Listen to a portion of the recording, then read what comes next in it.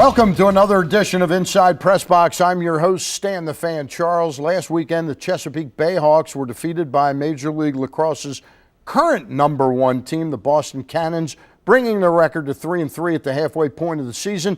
Bayhawks attackman Brendan Cannon, maybe he should play for the Cannons, will join me later during the show to preview the rest of the season. But first, joining me in the studio now is Tony Agnone of Eastern Athletic Services, a company whose employees advise professional football players about everything from combine preparation to contract negotiation and financial planning.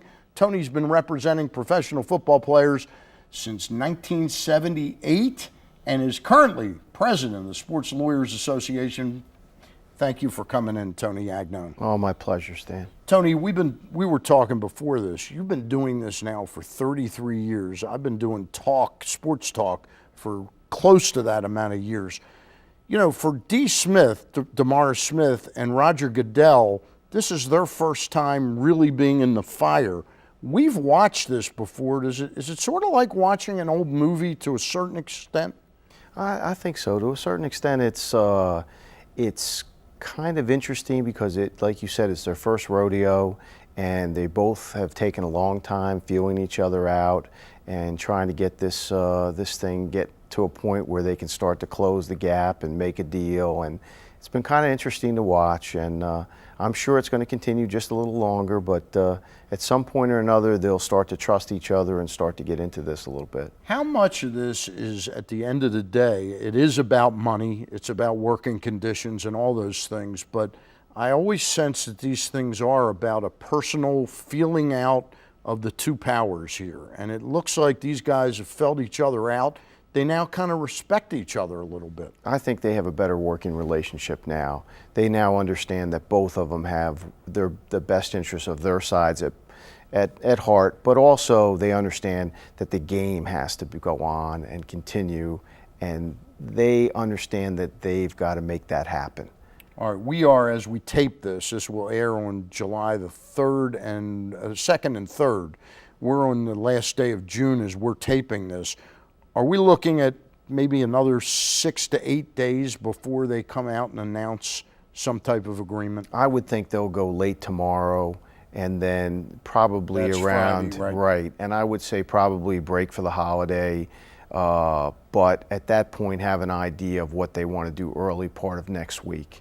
And I think that may lead us to an announcement. As someone who represents players, and I'm imagining you've got, how many free agents do you have? We've got about 11 right now. Okay. Can they come and announce that we've reached an agreement in principle, we're close enough to finalizing this, that free agency will start X day, or do they actually have to have the signed agreement in place? They have to have a letter of agreement between them because they have to explain to us what the new rules are going to be. Okay. And we're going to have new rules. So at that point, they need to bring us up to speed. They also need to bring up management as well. So I think that it will take about 3 or 4 days once they reach an agreement to sit back and say, okay, we're going to start at such and such a date, and then we'll go crazy. We'll try to do everything that we were supposed to do from March all the way through to right here. These new rules, what do you think that they'll include? Will free agency resemble what it's been in the past? I think so.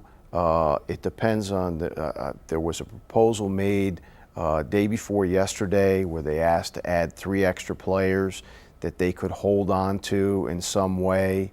I don't think that was met with a lot of enthusiasm.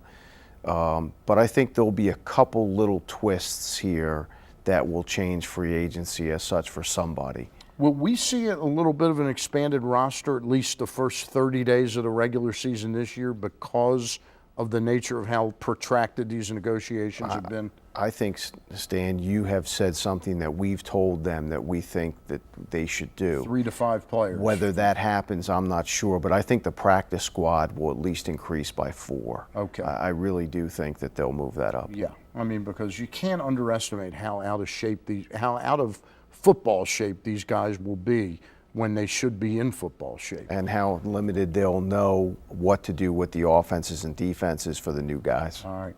Tony, the game of football is a ferocious game. It takes its toll on people. Where did the 18-game thing, I was never for it. As much as I like watching football for 18 weeks more than 16 weeks, I think it's too hard on the body. I think, frankly, 16 is too hard on the body. Where did they finally admit that wasn't going to fly? Well, they finally found out that no matter how much money that they were going to make for those extra 2 games, that the players were really, ensconced in a position where they felt that it was going to be a detriment to health. And I think they finally convinced them that that wasn't something that they wanted to bargain on. Do you think down the road they will still find a way to lose a couple exhibition games if they can raise revenues in other areas? I think somewhere along the line, probably, in the next 5 years, they'll figure out a way to get to 18 regular season games. But there'll be some kind of a compromise made in how to fix that up. Last thing, as ferocious as this game is on the players, is there going to be some movement in this agreement, some acknowledgement that after a player retires, he's got to be taken care of different than a lawyer who retires? I hope so. I think that's one of the No knock at lawyers. No, I think that's one area that we have really talked to them about. We really have to be concerned about the medical health issue, and we now know more about concussions, the correlations between those, and some of the diseases even coming on today. Yep. And I think if we are not smart about it, it will be the detriment to these young men for a long period of time. One of the good guys in the game of football, Tony Agnone of Eastern Athletic Services. Thank you very much, Tony. This portion of Inside PressBox has been brought to you by the Maryland Lottery's Double Play Scratch-Off game. Scratch the front, peel the back, plus enter non-winning tickets at mdlottery.com/doubleplay for a chance to win cash and great Orioles prizes.